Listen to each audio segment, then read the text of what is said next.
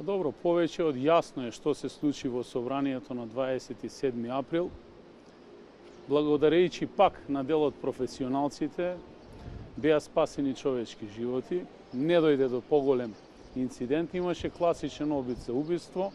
Оставаме на институциите и на вистинските професионалци внатре до крај да ја спроведат истрагата и да ја изведат правдата таму каде што треба.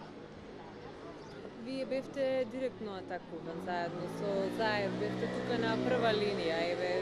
Што ќе кажете за тие моменти и дали после се што се случи, освен траумата, имате уште здравствени последици? Сите проблеми ќе се надминат. Личните проблеми во овој момент се во втор план.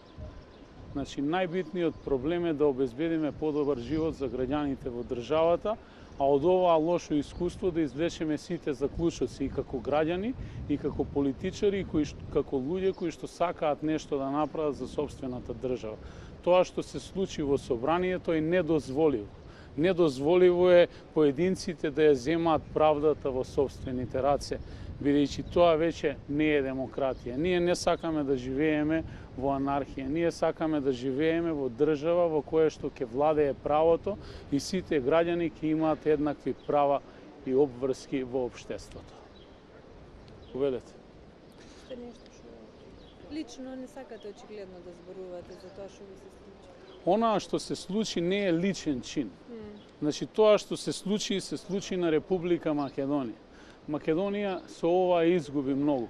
Имаме за обврска да ги коригираме и да ги поправиме овие работи и сите оние граѓани кои што беа заведени да ги вратиме на вистинскиот пат. Бидејќи во Македонија ние денеска не сакаме да зборуваме за предавници и за патриоти. Ние сакаме да зборуваме за иднина на македонските граѓани за подостоинствено место за живење за сите. Благодарам.